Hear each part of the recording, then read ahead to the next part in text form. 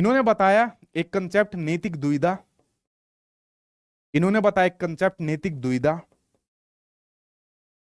जिसको कहा जाता है मोरल डिलेमा। क्या कहा जाता है इंग्लिश में? इंग्लिश में कहा जाता है मोरल डिलेमा। एक बताया था नैतिक तर्कना, जो क्वेश्चन ने आपसे पूछा है। एक बताया था नैतिक तर्कना यानी कि मोरल रीजनिंग। एक बताया था नैतिक तर्कना यानी कि मोरल रीजनिंग। अब ध्यान से सुनना और जो जो बातें मैं आपको बता रहा हूं उसको समझते जाना, ये समझ में आ जाएगा। पहले हम बात करते हैं मोरल रीजनिंग की, सॉरी मोरल डिलेमा की, नैतिक दुविधा के अंदर। जहां पर कोई व्यक्ति इस चीज के अंदर फंस जाता है, यार ये चीज सही है, ये चीज गलत है, वो यहाँ पर डिसीजन ही नहीं ले पा रहा है। यहाँ पर बस ये फंस जाता है कि कौन सी चीज यहाँ पर सही है और कौन सी चीज गलत है। इन्हीं दो चीजों के बीच में जब कोई भी व्यक्ति यहाँ पर असमंजस की स्थिति में हो जाता है, डाउटफुल हो जाता है, कंफ्यूज हो जाता है कि कौन सी चीज के साथ जाना चाहिए, कौन सी चीज सही है, कौन सी चीज के साथ नहीं जाना चाहिए, या कौन सी चीज गलत है। जैसे फॉर एग्जाम्पल मैं आपके सामने एक एग्जाम्पल लेता हूं। आप लोग जितने वीडियो देख रहे हो, आप लोगों में से बहुत से लोगों की शादी हो गई होगी, बहुत से लोगों की शादी नहीं हुई होगी, ठीक है। तो उसके अलावा जैसे मैंने कहा, कुछ लोगों के सामने तो यहाँ पर जॉब की टेंशन है कि हमको यहाँ पर जॉब लेनी है, ठीक है। और आप में से ज्यादातर लोगों को जॉब की टेंशन है, तभी आप लोग पढ़ने आए हो, वरना आपको इंटरेस्ट नहीं था लॉरेंस कोलबर्ग के बारे में पढ़ने का।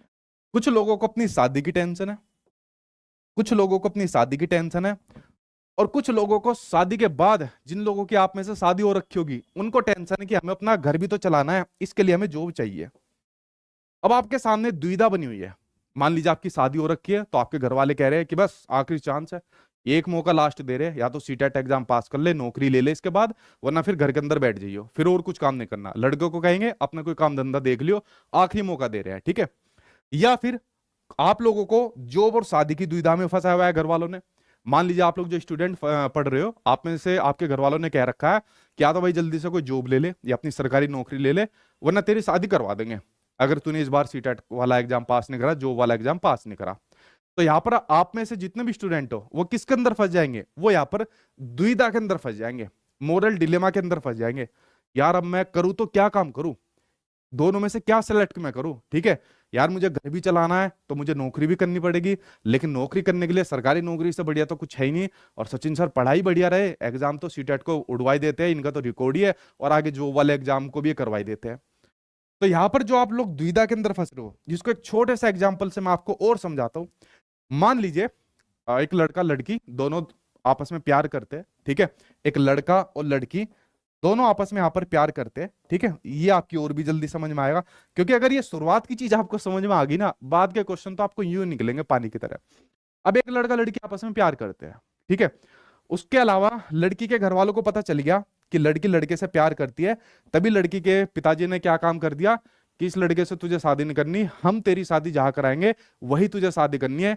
देख एक लड़का टीचर है और इस टीचर के साथ तेरी शादी कर देंगे। लड़की को ये वाली बात बोल दी। अब लड़की ने सोचा यार टीचर से शादी हो रही है, लेकिन मैंने इसको भी, कालू को भी जुबान दे रखी थी कि कालू तेरे साथ ही जीऊंगी, तेरे साथ मरूंगी, ठीक है। और कालू के साथ 7 जन्मों की कसम यहाँ पर खा रखी थी। अब यार मैं कालू को चुनूं या फिर अपने सरकारी टीचर को यहाँ पर चुनूं? लड़की ने कह दिया नहीं जी, मैं तो यहाँ पर कालू के साथ ही जा रही हूँ। उसके बाद पिताजी और घर वालों ने एक और कार्ड खेला, जो आप लोग मूवी के अंदर देखते हो। लड़की का पिताजी जो है, माता जी जो है, ज्यादातर पिताजी देखने को मिलते हैं, वो बीमार हो गए, हॉस्पिटल के अंदर एडमिट हो गए। और वहां पर लड़की को बुलाकर क्या कहा, ला मेरे हाथ में हाथ रख और कसम खा, जो मैं तेरे से शादी करवा रहा हूँ उस टीचर के साथ, उसके साथ तुझे शादी करनी है। अब वो लड़की फिर दुविधा के अंदर फंस गई, नैतिक दुविधा के अंदर। क्या रे, एक तरफ मेरा कालू है, एक तरफ मेरा पिताजी है जो यहाँ पर बैठ के आईसीयू पर लेटा हुआ है, इसको कसम नहीं दी तो ये भी मर जाएगा और दिक्कत हो जाएगी, बहुत बदनामी हो जाएगी। तो यहाँ पर आप लोगों ने देखा, अगर इस तरीके की दुविधा के अंदर कोई व्यक्ति यहाँ पर फंस जाता है, आप में से भी लोग बहुत दुविधा के अंदर यहाँ पर फंसते होंगे, ठीक है। तो ये बोला जाता है आपका नैतिक दुविधा, यानी कि मोरल डिलेमा यहाँ पर फंसा जाता है। ना तो कालू को छोड़ सकते, ना पापा को छोड़ सकते। इस प्रकार की नैतिक दुविधा के अंदर मान लीजिए कोई लड़की यहाँ पर फंस गई। अब यहाँ पर आपके सामने दिया हुआ है मोरल रीजनिंग, यानी कि नैतिक तर्कना। नैतिक तर्कना का मतलब है जहां पर लड़की यहाँ पर डिसीजन ले रही है। एक तरफ तो पिताजी ने हाथ खड़ा कर रखा है कि ला कसम दे दे, ठीक है, अभी कसम खा, जहां पे मैं कह रहा हूं वही शादी करनी है, और एक तरफ उसके दिमाग में कालू चल रहा है। तो यानी यहां पर चल रही है उसकी चिंतन प्रक्रिया। क्या चल रही है यहाँ पर? चिंतन प्रक्रिया कि मेरे बिना तो कालू भी मर जाएगा यार, उससे कालू ने से शादी नहीं करी तो यहाँ पर चिंतन प्रक्रिया चल रही है, तो कालू गया पिताजी गया। तो जब ये चिंतन प्रक्रिया चलती है किसी भी व्यक्ति के दिमाग के अंदर, और उसके बाद वो एक फाइनली डिसीजन ले लेता है, और फाइनली डिसीजन, अब ये मत कहना मैं जेंडर स्टीरियोटाइप दिखा रहा हूं, फाइनल डिसीजन ये देखा जाता है कि लड़की जो रहेगी वो जो जॉब वाला लड़का है उससे शादी कर लेती है, अपने घर वालों की बात मान लेती है, और कालू को ऐसी छोड़ देती है। ठीक है, कालू को ऐसी छोड़ देती है। तो यहाँ पर लड़की ने चिंतन प्रक्रिया करके एक डिसीजन ले लिया कि मुझे तो जॉब वाले से, वो जो टीचर था उससे शादी करनी थी। तो ये हो जाएगी आपकी नैतिक तर्कना, यानी कि मोरल रीजनिंग हो जाएगी आपकी। ठीक है, समझ गए आप लोग।